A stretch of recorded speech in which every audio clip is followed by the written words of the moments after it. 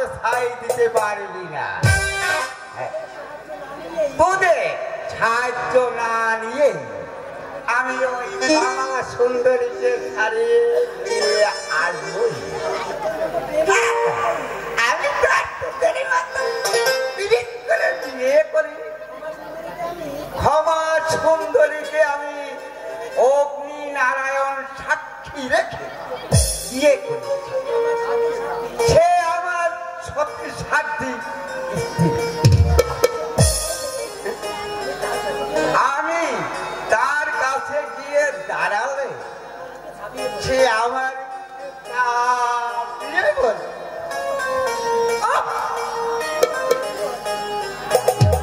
আমার কষ্ট লাগে। কতদিন পরে ওই কমল সুন্দরীকে আমি পাবো।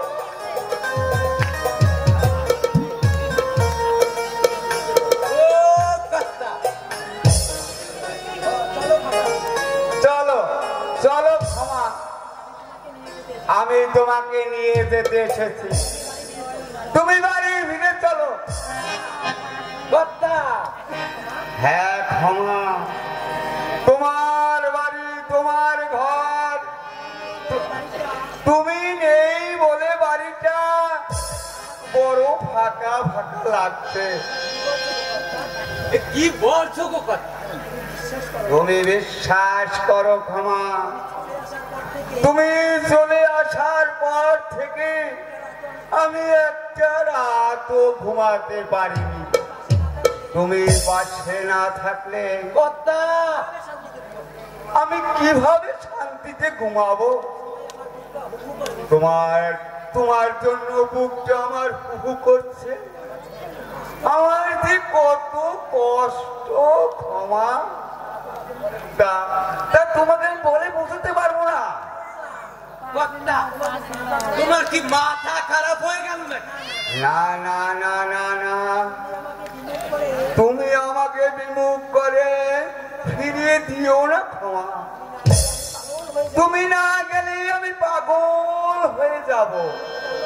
তুমি তো জানো তোমাকে আমি কত ভালোবাসি। বিশ্বাস করো, আমার সেই ভালোবাসা আজও একটু ভাটা পড়েনি।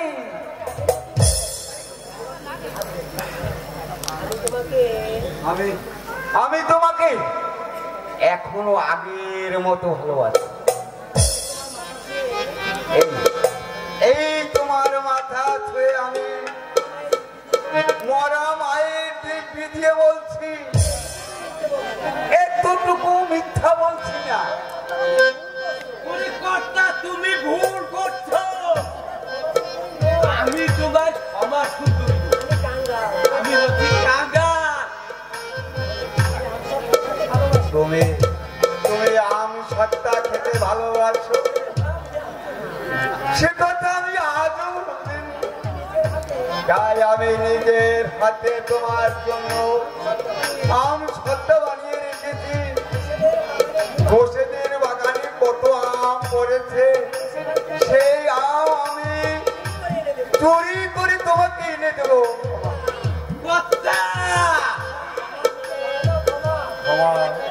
তুমি আমার মুখে ধরা যাও।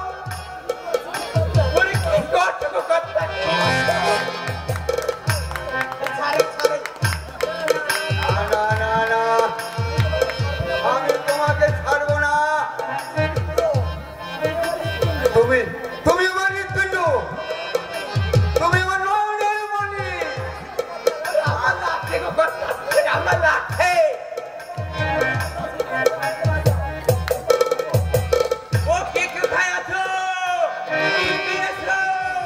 আমার কর্তার মাথা খারাপ হয়ে গেছে।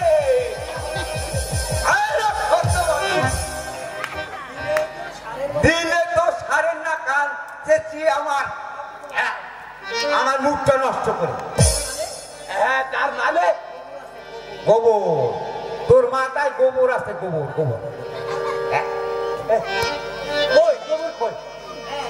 হ্যাঁ, আরে ওই শ্বশুর বাড়ি গিয়ে ক্ষমা সুন্দরী মান ভেজাতে হবে, তাই একটু আমি রিয়াজ দিয়েছিলাম। সেটাও তো সহ্য হলো না। ওরে তাই বলো কর্তা, তাই বলো। আমি ভাবলাম কর্তার বোধহয় মাথা খারাপ হয়ে গেল। এখনো হয়নি, তবে হব হব করছে। হ্যাঁ, তুমি যা আনতে বলেছিলে আমি সব নিয়ে এসেছি। এই নাও। খুব ভালো করেছিস, এজন্যই তো তোকে বলি তুই আমার আগের জন্য আত্মীয় ছিলি। হ্যাঁ হ্যাঁ, এখানটায় বসো কর্তা, আমি তোমাকে ভালো করে সাজিয়ে দিই। দে দে দে দে দে দে, আমাকে ভালো করে সাজিয়ে দে।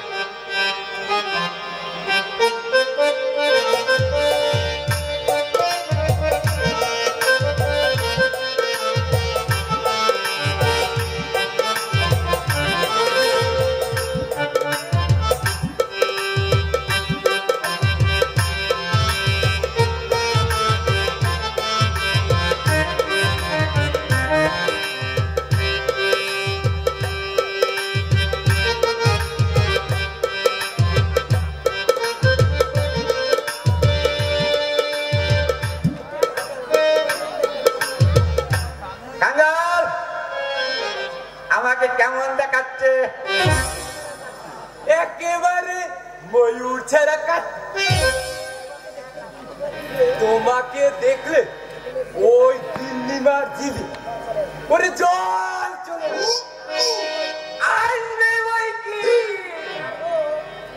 হাজার হোক, আমি তো তার স্বামী।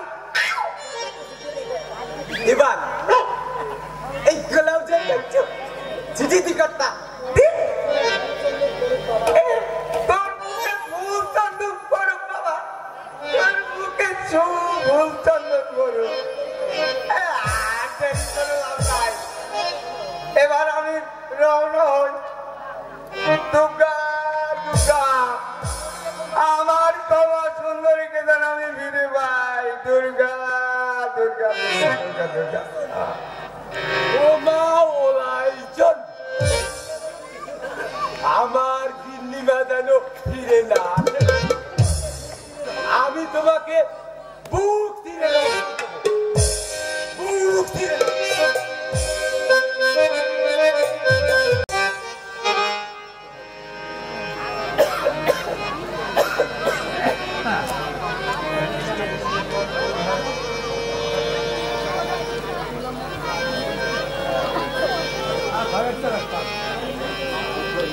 অদৃষ্টের কি নির্মম পরিহাস, আমার একমাত্র সন্তানকে বাঁচাতে, এই পেটের জ্বালা মেটাতে আজ আমাকে ওই বাবুদের জুতো পালিশ করতে হবে। আমার সরজু জানে না তারও হতভাগী স্বামী। না না না, আমার এই দুর্বলতাকে আমার মনের মধ্যে প্রশ্রয় দেব না। আমাকে রোজগার করতে হবে, আমার টাকা চাই। বিনা চিকিৎসায় আমি আমার বাবিকে অকালে হারিয়ে যেতে দেব না। যাই যাই, ওদিকে দেখি কোন বাবুদের পাই কিনা। পালিশ হবে বাবু, পালিশ পালিশ হবে বাবু, পালিশ। এই পালিশ আমাকে বলছেন বাবু? হ্যাঁ তোমাকে বলছি। আমার জুতোটা একটু পালিশ করে দাও তো। এখানে রাখো, আমার জুতোটা একটু ভালো করে পালিশ করে দাও।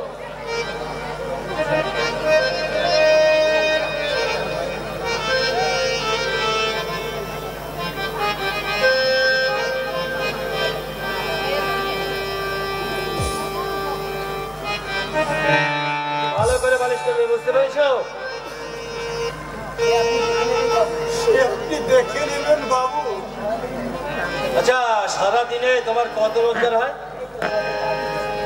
এই তো সবে কাল থেকে শুরু করেছি বাবু, কাল হয়েছিল মাত্র 8 টাকা।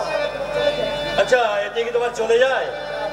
না বাবু না, এখন আমার অনেক টাকার দরকার, আর এই টাকার জন্যই আজ আমি। আচ্ছা, দাঁড়াও, তোমাকে পালিশ করতে হবে না, দাঁড়াও। কেন বাবু, আমার পালিশ আপনার পছন্দ হচ্ছে না?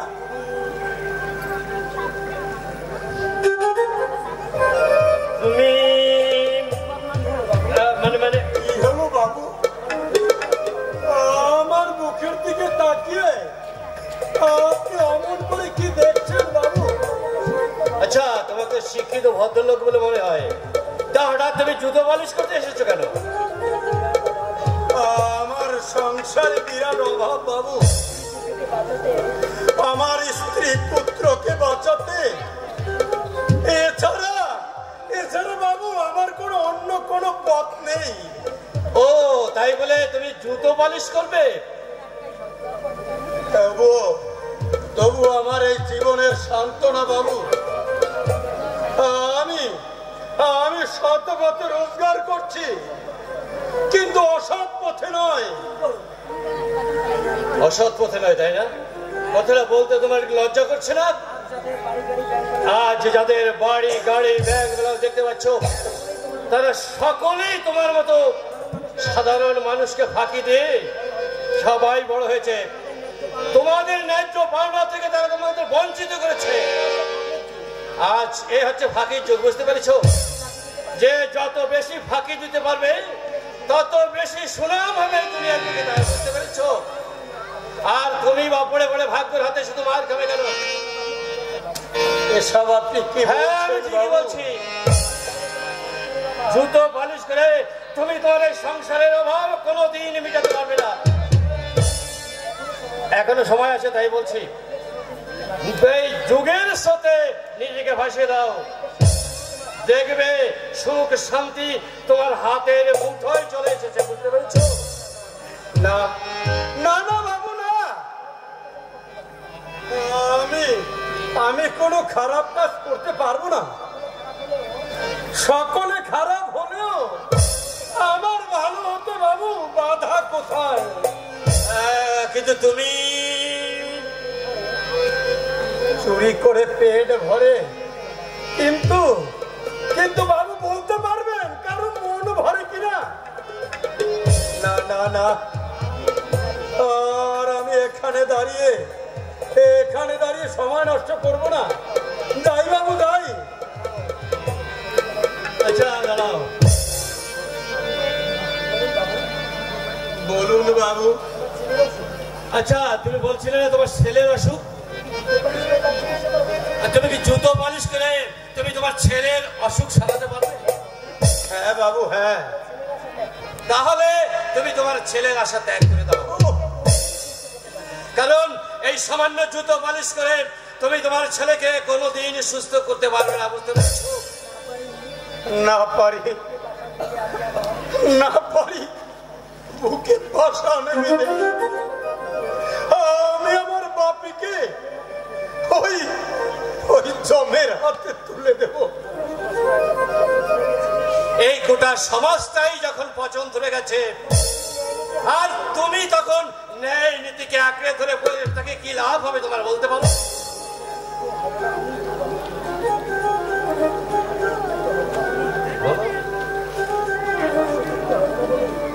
এই আদর্শচ্যুত হব না বলেই আমি এই জুতো পালিশ করছি। আমি আদর্শের জন্য সব কিছু হারাতে পারি, কিন্তু এই সব কিছুর লোভে আমি আমার আদর্শকে বাবু কোনোদিন হারাতে পারবো না, কোনোদিনও হারাতে পারবো না। ও, বুঝতে পেরেছি। আচ্ছা, তুমি এক কাজ করো, তোমাকে আমি 200 টাকা দিচ্ছি, এই টাকাটা তুমি তোমার কাছে রাখো। নাও, কি হলো? ছেলের চিকিৎসা করাবে না বলছি। এত টাকা আমি কি করে শোধ করবো বাবু? না, তোমাকে আর শোধ করতে হবে না। না বাবু না, আমি তাহলে এই টাকা নিতে পারবো না। আচ্ছা ঠিক আছে, তোমার যখন সময় হবে তুমি না হয় টাকাটা শোধ দিয়ে দেবো বাবু। আপাতত ধার হিসেবে টাকাটা নিয়ে নাও। আপনার আবার কোথায় দেখা কেন? পাবো? এখানেই পাবে আমার দেখা, কোনো সমস্যা নাই। আমি তো সবসময় এখানেই থাকি, বুঝতে পেরেছো? নাও, ধরো টাকাটা, নাও ধরো। আর দেরি করো না, তোমার ছেলে চিকিৎসা করবার জন্য তোমাকে এখনই যেতে হবে। তুমি যাও, এখন তাকে নিয়ে ডাক্তারের কাছে যাও, আর বিলম্ব করো না, যাও। গেলো? তোমার চোখে জল কেন? তুমি কাঁদছো কেন? আনন্দে বাবু, আনন্দে। এই কতদিন, এই কত লোকের কাছে আমি হাত পেতেছি, কিন্তু কিন্তু কেউ আমাকে একটা কানা করে দিও সাহায্য করে না। অথচ আমার পরম আত্মীয়র কাছেও আমাকে চরম অপমানিত হতে হয়েছে। অথচ আপনি আমার আপনজন না হয়ে পরম আত্মীয়ের চেয়েও অনেক আপন। আপনি আমার, আপনি মানুষ নয়, আপনি বাবু, আপনি দেবতা, আপনি দেবতা। তুমি? আমি একজন সামান্য মানুষ, আপনার এই উপকারে প্রতিদান আমি দিতে পারবো না। তবে তবে আপনার এই দয়ার কথা আমি আজীবন মনে রাখবো, আর এও মনে রাখবো এই পৃথিবীতে যেমন অন্ধকার আছে তেমনি আলো আছে, আর এই পৃথিবীতে যেমন খারাপ মানুষ আছে তেমনি আপনার মতো দেবতাও আছে, ভালো মানুষ আছে বাবু, ভালো মানুষ আছে, ভালো মানুষ। না না, আর এক মুহূর্ত দেরি করা চলবে না। বস্তির লোকগুলো আমার জন্য অপেক্ষা করছে। তারা জানে এই বাবলা মাস্টার তাদের একমাত্র দরদি বন্ধু। সত্যি তুমি দুঃখীর দরদি বন্ধু বাবলাদা? আজ তুই এই কথা বলছিস নিশ্চিত? হ্যাঁ, যা সত্য তাই বলছি। চোরাকার বাড়ি ভেজালদার মনোভাবালদের কাছ থেকে যে টাকা তুমি নাও তা তুমি সর্বহারা মানুষদের মধ্যে মিলিয়ে দাও। এটাই যে আমার জীবনের একমাত্র ব্রত হিসেবে আমি গ্রহণ করেছি নিশ্চিত। একটা কিছু অবলম্বন করে তো আমার ভিতরে জ্বালা যন্ত্রণা দুঃখটাকে ভুলে থাকতে হবে, তাই তো এই পথ আমি অবলম্বন করছি। এইখানেই তুমি 5 জনের থেকে সম্পূর্ণ আলাদা বাবলাদা। নিজের স্বার্থকে কোনোদিন বড় করে না দেখে ব্যতীতের চোখের জল মুছিয়ে দিয়ে তুমি পরম কর্তব্য হিসাবে তা গ্রহণ করেছো। তবু আমি আমার জন্মের কলঙ্ক তো মুছে ফেলতে পারিনি রে নিশিত। পারিনি বাইরের জগতের আলো দিয়ে আমার ভিতরের অন্ধকারটাকে দূর করতে। শয়নে স্বপ্নে নিদ্রা জাগরণে টানাকে ঘুরে ঘুরে খাচ্ছে নিশিত। এই পৃথিবীতে আমি একটা জন্ম পরিচয়হীন অচ্ছুত মানুষ। না, কি বলে তুমি অচ্ছুত মানুষ? মানুষ তার জন্মের জন্য কখনো দায়ী নয়। তোমার মতো যদি আরো কিছু লোক এই দেশে থাকতো তাহলে আমার এই দেশ একটা স্বর্গে পরিণত হয়ে যেত। না রে নিশ্চিত না, আমার মতো দুর্ভাগ্য নিয়ে কাউকে যেন এই পৃথিবীর বুকে জন্মগ্রহণ করতে না হয়। ঘৃণার অপমান কলঙ্কের বসুধা মাথায় নিয়ে কারো যেন আর এই পৃথিবী জন্ম নিতে না হয়। এই যে কি দুর্বিষহ যন্ত্রণা, আমি তোকে বলে বুঝাতে পারবো না নিশিত, আমি তোকে বলে মেশাতে পারবো না। হ্যাঁ বাবলাদা। হ্যাঁ রে নিশীথ, সে হতভাগার কোনো জন্ম পরিচয় নেই, এই পৃথিবীতে তার কোনো কদর নেই নিশীথ। যেমন হাওয়াই বাজির মতো একদিন চলে উঠেছিল, তেমনি করে আমার হাওয়াই বাজির মতো দম করে নিভে যাবে। আমার মতো হতভাগা একটা পিতৃ পরিচয়হীন একটা জারজ সন্তান এই পৃথিবীর মুখ থেকে হারিয়ে গেলে এই পৃথিবী, এই সমাজ, এই সংসারের এতটুকু ক্ষতি হবে না রে, এতটুকু ক্ষতি হবে না। কারণ এই পৃথিবীর মুখে আমি একটা অবৈধ সন্তান, আমি একটা জন্ম পরিচয়হীন অবৈধ সন্তান, অবৈধ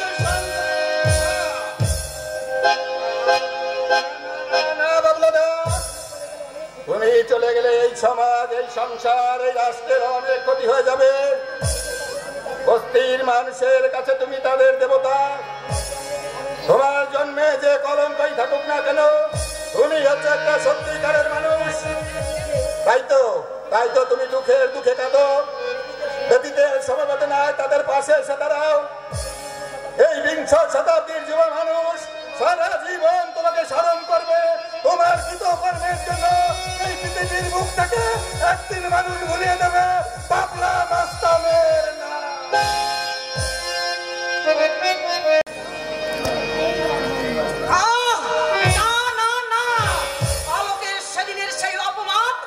আমার সমস্ত দেহে, আমার সমস্ত অঙ্গে আগুন ছড়িয়ে দিয়েছে, আর আমার অলক্ষ্যে সেই প্রতিহিংসার আগুন দাউ দাউ করে জ্বলছে। যতদিন না সেই প্রতিহিংসার আগুনে অলক্ষ্যে আমি জ্বালিয়ে পুড়িয়ে ছাই করে দিতে পারছি, ততদিন আমি কিছুতেই শান্তি পাবো না, কিছুতেই না। মা মা মাগো, রজতকে বলে দিয়েছে মা। কি বলেছে ঠাকুরপো? মা কোথায় বৌদি? সব কথা বুঝি মাকে বলতে হয় না ঠাকুরপো? না মানে বলছিলাম কি বৌদি, আমি জানি তুমি আমাকে অনেক পর ভাবো, কিন্তু আমি তোমাকে কিন্তু একটু পর ভাবি না ঠাকুরপো। কি বলছো বৌদি? আমি তোমাকে পর ভাবি? নয়তো কি, দিন রাত শুধু মা মা মা বলেই থাকো, বৌদির কথা একবারও ভাবো না, বৌদি বলে একবারও ডাকো না, আমারও দুঃখ হয় না বুঝি? আসলে কথা কি জানো বৌদি? সবই জানি। আসলে প্রথমে আমি একটু আত্মকেন্দ্রিক হয়েছিলাম, তাই সেই কথা তুমি আজও বলতে পারো। আমারই ভুল হয়ে গেছে বৌদি, আমারই ভুল হয়ে গেছে। তোমার যে এতখানি পরিবর্তন হবে এ আমি স্বপ্নে কল্পনা করতে পারিনি। হ্যাঁ ঠাকুর, বলো বৌদি। তুমি নাকি ওই হরিমুনির দোকানে খাতা লেখার কাজ নিয়েছো? হ্যাঁ বৌদি, একটা কিছু তো করতে হবে, তাছাড়া মাসের শেষে দাদার হাতে যদি কিছু টাকা আমি হাতে তুলে দিতে না পারি। না না ঠাকুরপো, না, ও কাজ কিছুতেই তুমি করবে না ঠাকুরপো। তুমি মুদির দোকানে কাজ করলে আমি যেটা কিছুতেই সহ্য করতে পারবো না ঠাকুরপো। কিন্তু বৌদি, না না না না ঠাকুরপো, আমি তোমার কোনো কথাই শুনবো না। তুমি আমাকে বলো, আমাকে কথা দাও, ওই হরিমুদির দোকানে খাতার লেখার কাজ তুমি কিছুতেই করবে না। বেশ, তুমি যখন পছন্দ করছো না, আমি না হয় তাকে জবাব দিয়ে দিব। বা এই তো দেখো না কেমন আমার বাধ্য হলে তুমি ঠাকুরপো, তুমি তো আমার বাধ্য ঠাকুরপো।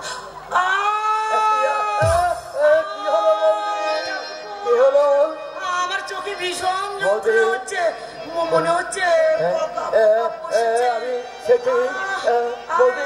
একটু দেখো না বাবা।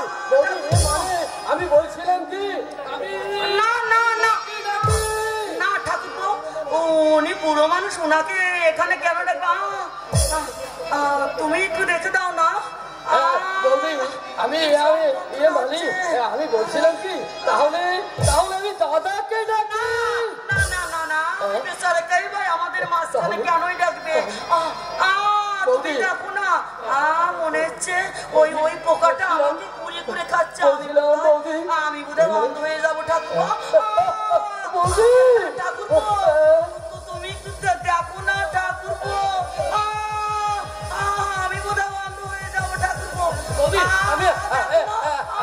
বৌদি আমি আমি আমি আচ্ছা আচ্ছা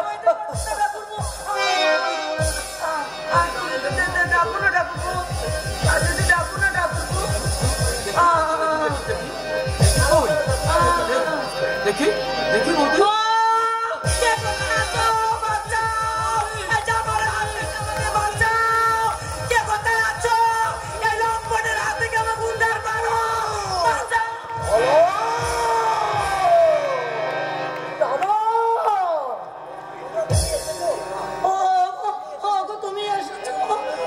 তুমি সময় মতো না আসলে ওই জানোয়ারটা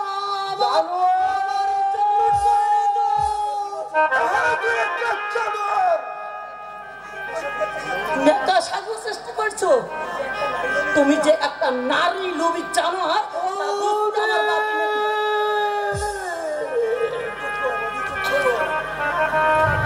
চুপ করো চুপ করো বৌদি তুমি চুপ করো ওই পাপ কথা তুমি মুখে এলো না ও কথা শুনলে সূর্যটা হয়তো দাগ করে নিভে যাবে আকাশটা ভেঙে চৌচির হয়ে যাবে জগৎ থেকে মার খেলে সম্পর্ক চিরতরে মুছে যাবে।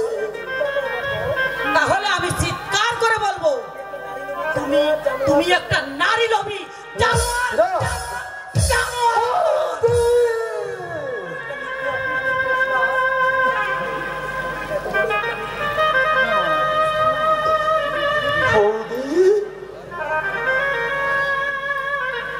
এত বড় একটা মিথ্যা অপবাদের প্রশ্ন তুমি আমার মাথায় দিলে আমার মাথায় দিয়ে আমার জীবনটাকে তুমি ধরে বিষ করে দিলে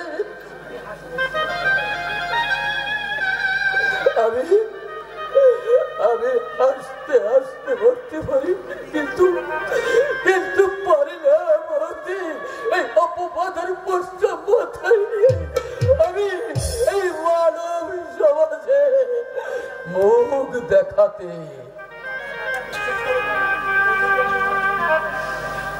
দাদা ও দাদা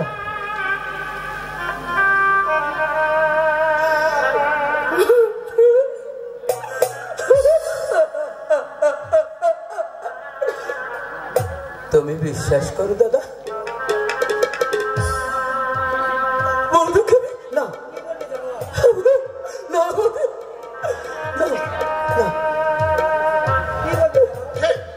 কে বলবি জানোয়ার তুই দাদা দাদা আমি নিজের চোখে যা দৃশ্য আমি দেখেছি তারপরেও তুই নিজেকে নিষ্কলঙ্ক ভাবতে পারিস আমার ঘৃণা হয়, ঘৃণা হয়।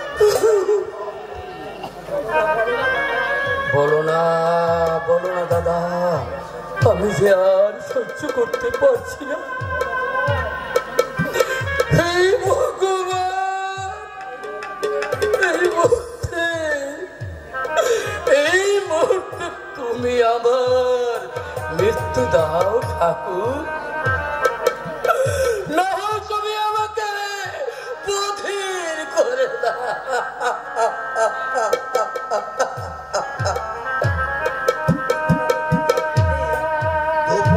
চোখের জল ফেললে তুই এর পরিত্রাণ পাবি ভেবেছ কিন্তু না তোর এই জঘন্য অপরাধের শাস্তি পেতেই হবে দাদা দাও দাও আমাকে অপরাধের শাস্তি দাও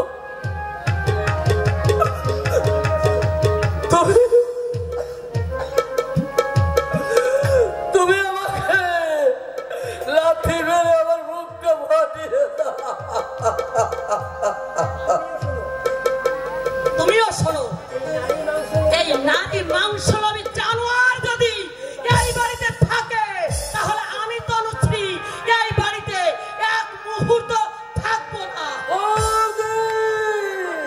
থাক তোমার ওই পাপ মুখে আমাকে আর বৌদি বলে সম্বোধন করতে হবে না জানোয়ার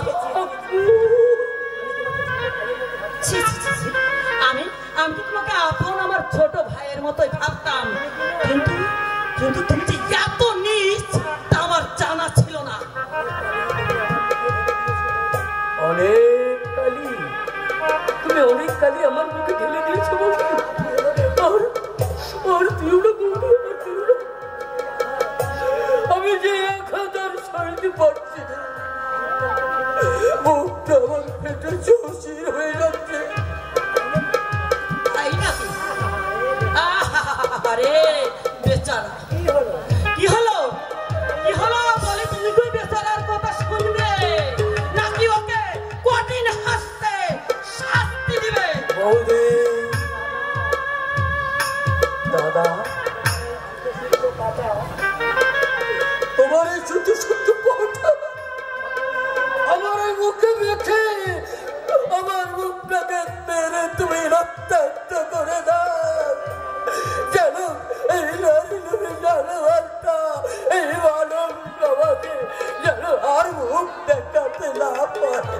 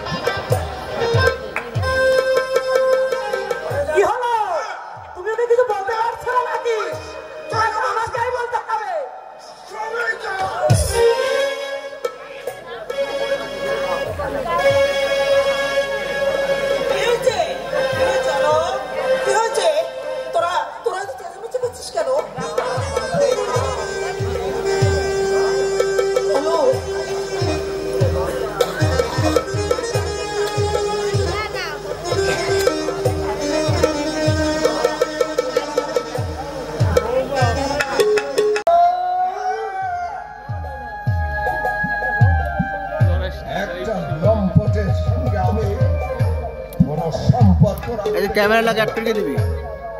আমি জানি, ক্যামেরার সাথে আমি জানি দাদা, আমি জানি সত্য মিথ্যে বিশ্বাস করবার অধিকার আজ তুমি হারিয়ে ফেলেছ। বউদের মুখের কথাই আজ তোমার কাছে বেদ বন্ধ হয়েছে, অথচ এই সেদিনই তোমার বুকের কাছে এই অলোক শুয়ে থাকতে অবিরাম তার চোখে জল পড়লে তুমি তার চোখের জল মুছিয়ে দিতে, তুমি সদা শয়ে ব্যস্ত থাকতে।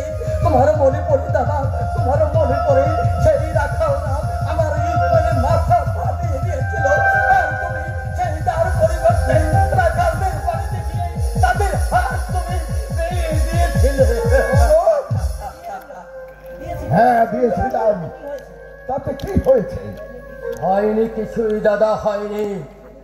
শুধু ভাবছি সেদিন আর আজকের মধ্যে কত তফাৎ। বৌদি বাড়িতে আসার পর থেকে তুমি আমাদেরকে অনেক দূরে সরিয়ে রেখেছ। তুমি একটা স্বার্থপর, তুমি একটা আত্মকেন্দ্রিক।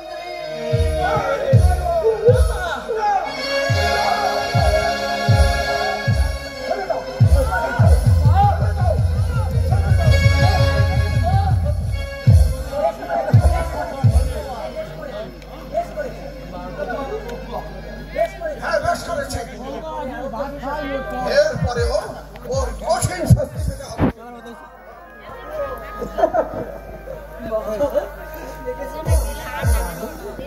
মাগো, খুব লেগেছে তাই না মা?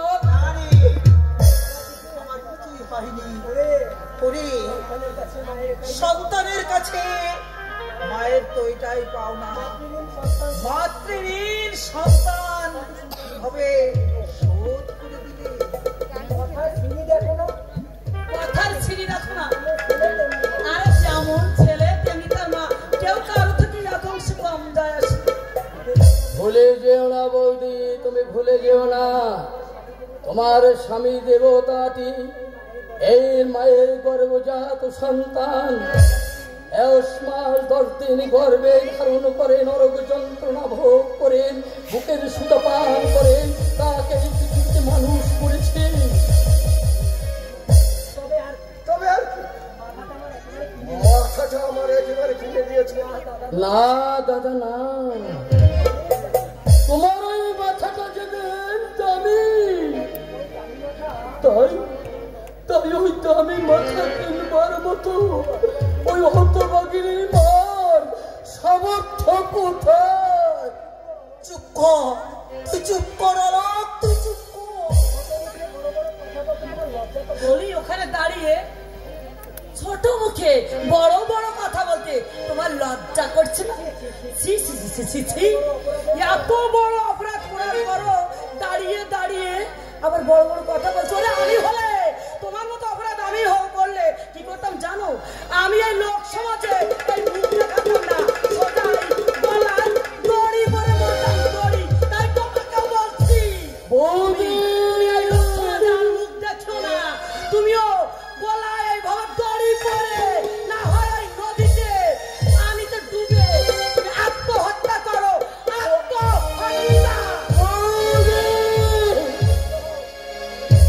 আলোক,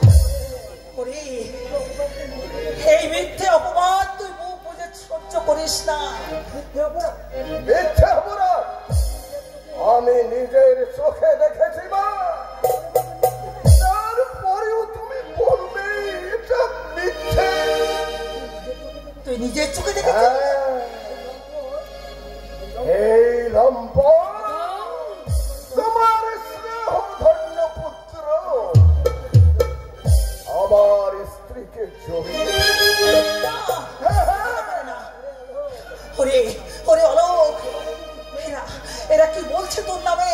এভাবে তুই চুপ করে থাকিস না, বল কোনটা সত্যি আর কোনটা মিথ্যা। বল বল হতভাগা, কেন তুই চুপ করে আছিস? দাদা যখন তার নিজের চোখে দেখেছে মা, তখন এই চন্দ্র সূর্যের মতো সব কিছু সত্যি মা। কি বললি তুই? চন্দ্রের সূর্যের মতো সত্যি? হ্যাঁ মা। আমার গর্ভের সন্তান হয়ে তুই এত বড় পাপ কাজ করতে পারলি? বল বল।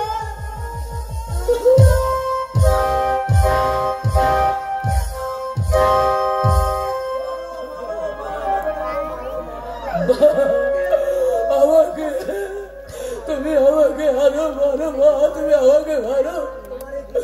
তোমার ওই কুলাঙ্গার সন্তানকে তুমি নিজ হাতে মারো মা।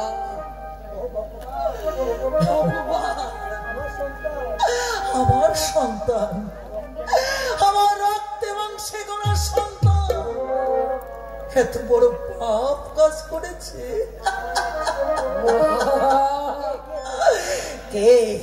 কে তোর মা? না, আমি তোর মা নই। তুই ওই মুখে আমাকে মা বলে ডাকবি না। আমি তোর মা নই, আমি তোর মা নই। আমি আজ থেকে জানবো আলোক বলে আমার কোনো ছেলে ছিল না, যে ছিল সে মরে গেছে।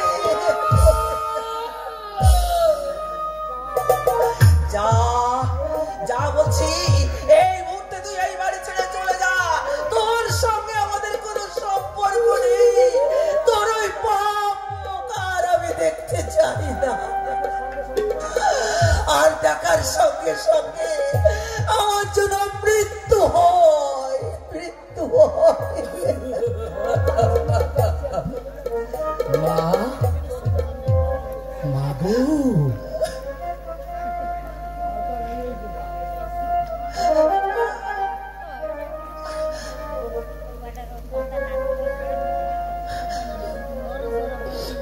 ও মা,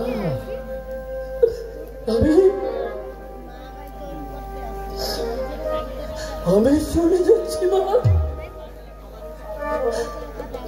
আমার পাপ আমি আর কোনোদিন দেখাবো না মা।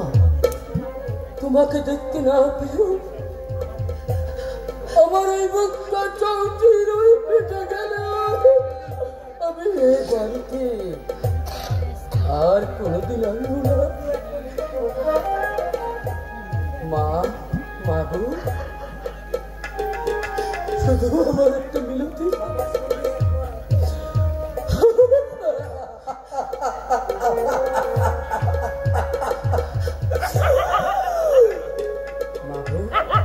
আমার বাবার সঙ্গে একবার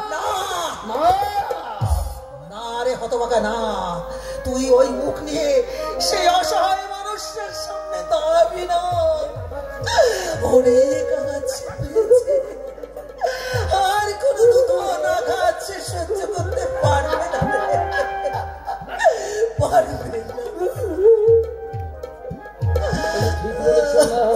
তুমি ঠিক বলেছ, আমি একটা গুণগান, তাই তো বাবার সামনে এই মুখ নিয়ে দেখো, তার আমার কোনো শক্তি নাই। এক রাত বুকে বুকে ব্যথা নিয়ে আমি নীরবে চলে যাচ্ছি মা।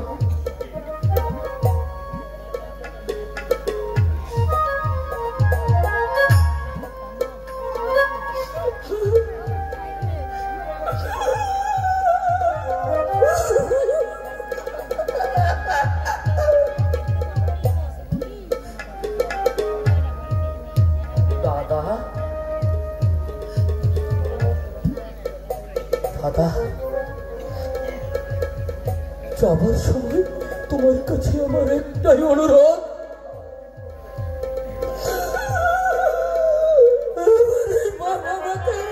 তুমি দেখো।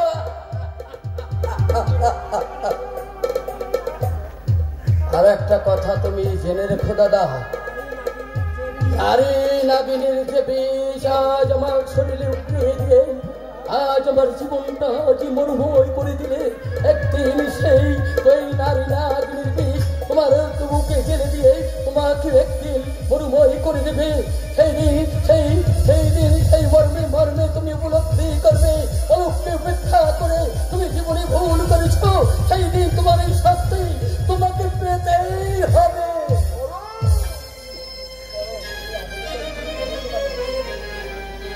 করো তুমি তোমার ওই আধুনিকা স্ত্রীর পদসেবা, ডুবে যাও তুমি পাপের পঙ্কিল আবর্তে। সব কিছুর পরেও তোমার বিবেকের কাছে তোমাকে একদিন জবাবদাহি করতেই হবে। আর যদি তা না হয় তাহলে জানবো এই পৃথিবী মিথ্যে, জগৎ মিথ্যে, চন্দ্র সূর্য গ্রহ তারা সব কিছু মিথ্যে।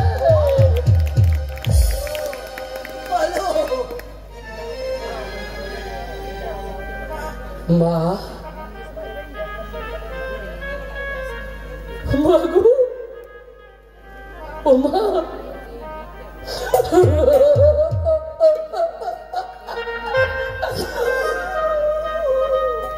তোমার এই কুলাঙ্গার সন্তানের জন্য তুমি আর এক পুরা জল নষ্ট করো না মা। এরপরে যে তোমাকে আরো কাঁদতে হবে।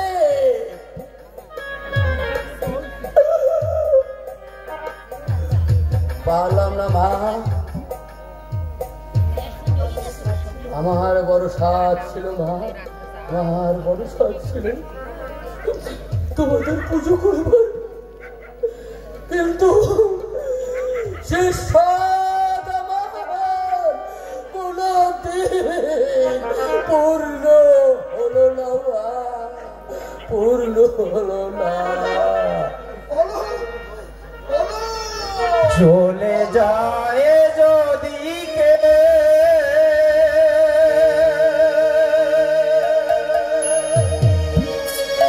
বাঁধন শিরে, কাঁদিস কেনে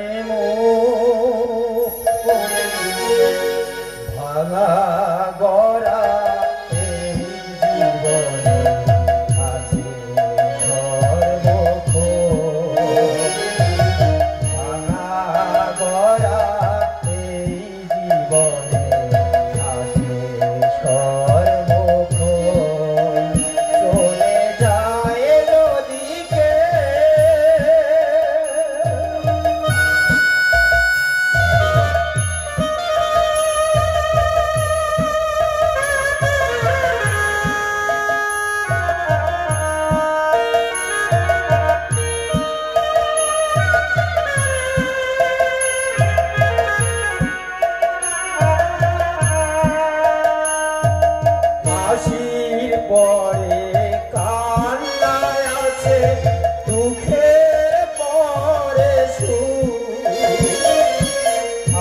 রাখির পরে কান্নায় আছে দুঃখের পরে আধারাতে শেষে যেমন দেখি সাগর মুখ জন্ম নিলেই মরতে হবে জন্ম নিলেই মরতে হবে রাখিস রে স্মরণ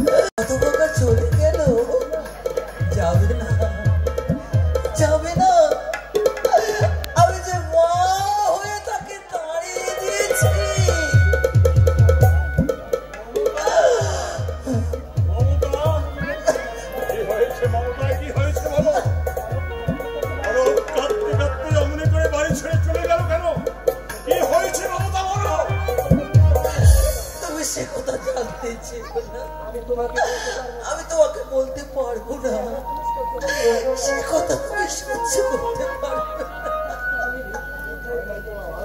তুমি বৃথাই ভয় করছো আঘাতে আঘাতে যার শরীরটা ক্ষতবিক্ষত হয়ে গেছে আর কোন আঘাতেই তাকে আর দুর্বল করতে পারবে না কি হয়েছে তুমি আমাকে বলো কেন কেন বাড়ি ছেড়ে চলে গেল বলো আমি জানি না আমি কিছুই জানি না আমি কিছুই বলতে পারবো যা সত্য তা গোপন করে তুমি থামো মমতা এই সত্য দিব্যেন্দু বলো আমাকে কি সত্য অলোক তনুশ্রীকে একা পেয়ে তার ইজ্জত লুট করতে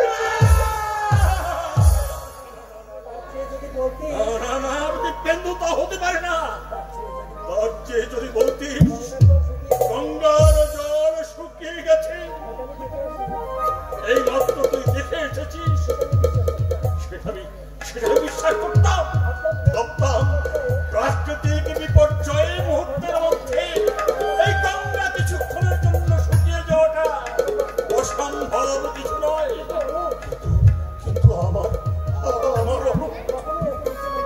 অলোক কখনোই এত নিচে আনতে পারে না তোদের সকলের চেয়ে আমি যে তাকে বড় বেশি চিনি তার মানে তুমি বলতে চাও অলোক তুলসী কথা।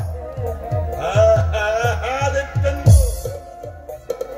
সে নিজে পুড়ে ছাই হতে জানে, কিন্তু সে কাউকে পুড়িয়ে ছাই করতে জানে না। অলোকের বিবেকের কণা মাত্র যদি তোর মধ্যে থাকতো, তাহলে আজ আমাদের ভাগ্যাকাশে এইরকম দুর্যোগের অন্ধকার নেমে আসতো না।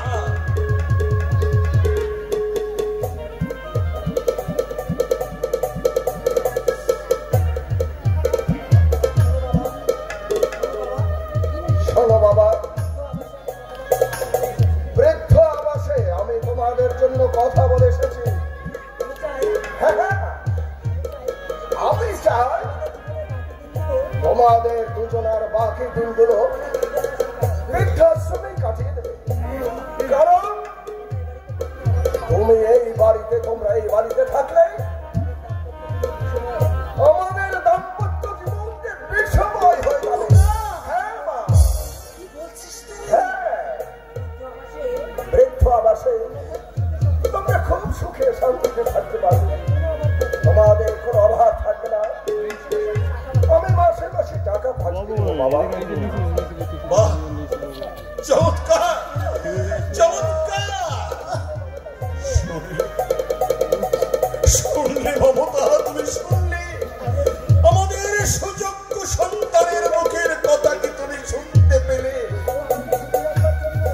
ওরা আমাদেরকে সুখে রাখবার জন্য কত সুন্দর একটা পাকাপাকি ব্যবস্থা করেছে। ভাঙা পিতা মাতার দল, আর তোমাদের কোনো দুঃখ থাকবে না। তোমাদের সুযোগ্য সন্তানেরা তোমাদেরকে বৃদ্ধাবাসে পাঠিয়ে জীবনের সুখ শান্তি কানায় কানায় পূর্ণ করে দেবে। বাহ বাহ, কি আনন্দ, কি আনন্দ আজ আমার, কি আনন্দ। তাহলে বাবা, মা, আজই বিকেলে তাহলে চলে যাও।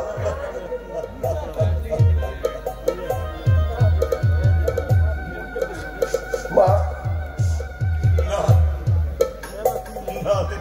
হ্যাঁ চলে যাও। আমাদের পেছনে তুই আর অযথা টাকা পয়সা নষ্ট করিস না। বরং ওই টাকাগুলো তুই তোর ভবিষ্যতের জন্য সঞ্চয় করে রাখ। আমার মতো যখন তুই সন্তানের পিতা হবি, তখন তোর সন্তান যেন তোকে ওই বৃদ্ধাবাসে পাঠানোর সাহস না করে। বাবা, বাবা, মা,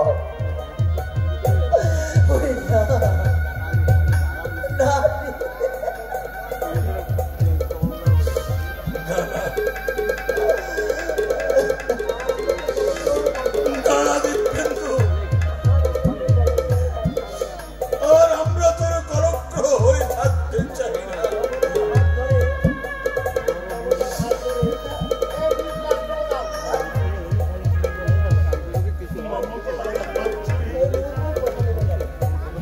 আমরা এই মুহূর্তে পথে নেমে যাব। সন্তানের সুখের ভাত যখন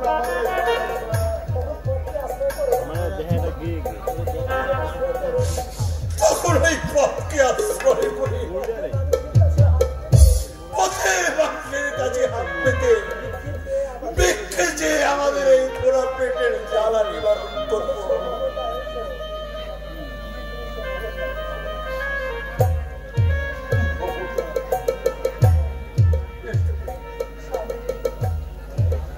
স্বামী, সব শেষ হয়ে গেছে, সঙ্গ হয়ে গেছে বড় চরের পুতুল খেলা। ভেঙে গেল আমাদের বালির তৈরি প্রাসাদ। এবার ফিরে চলো আপন গৃহে।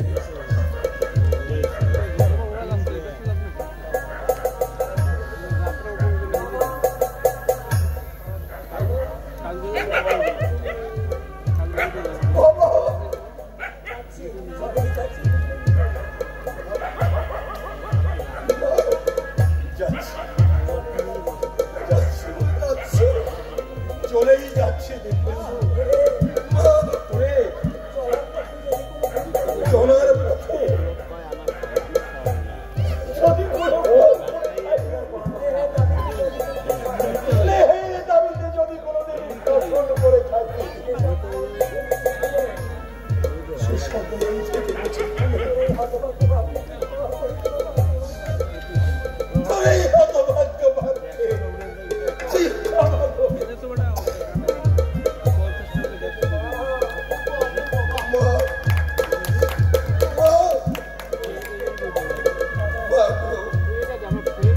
তোর সুখের পথে আমরা তো কখনো বাধা হয়ে দাঁড়াই দেখবো না, আজ দাঁড়াবো না, আজ দাঁড়াবো না। শুধু ভগবানের কাছে প্রার্থনা করি বৌমাকে নিয়ে তুই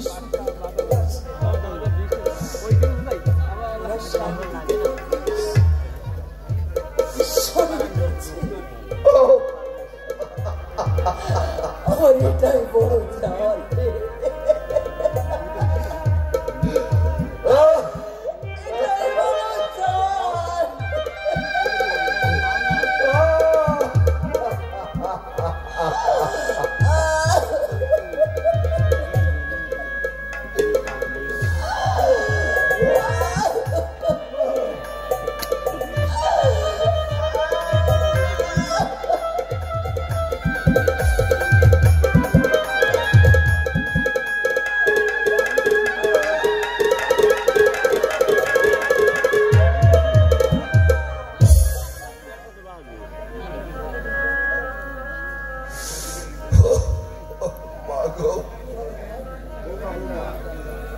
কি হলো তোমার? কিছু বলছো তুমি? তুমি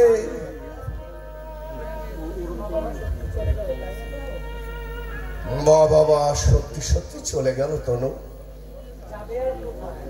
যাবে আবার কোথায়? দুদিন ঘুরেই আবার ঠিক ফিরে আসবে। আচ্ছা তনু, আমি এত বড় আঘাত দেবার পর মা বাবা আমাকে অভিশাপ দিলেন, শুধু ঠাকুরের কাছে প্রার্থনা করলেন, অথচ আমি কি হলো? কি হলো? আমার করছো কেন? হ্যাঁ তনু, আমার মাথাটা যখন গোলাবার হয়ে যাচ্ছে। তাহলে তুমি চলো একটু শোবে। আমি কিছু ভাবতে পারছি না। হ্যাঁ, আমি কিছু ভাবতে পারছি না। দাঁড়া তনু, তুমি আমাকে একটু একা থাকতে দাও, আমাকে একটু একা থাকতে দাও।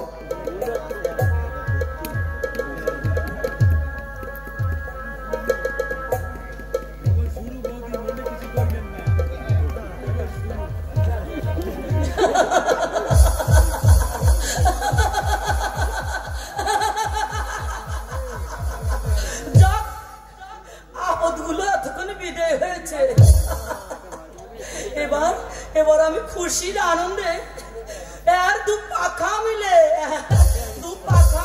ওই আকাশে উড়াল দেব। সার্থক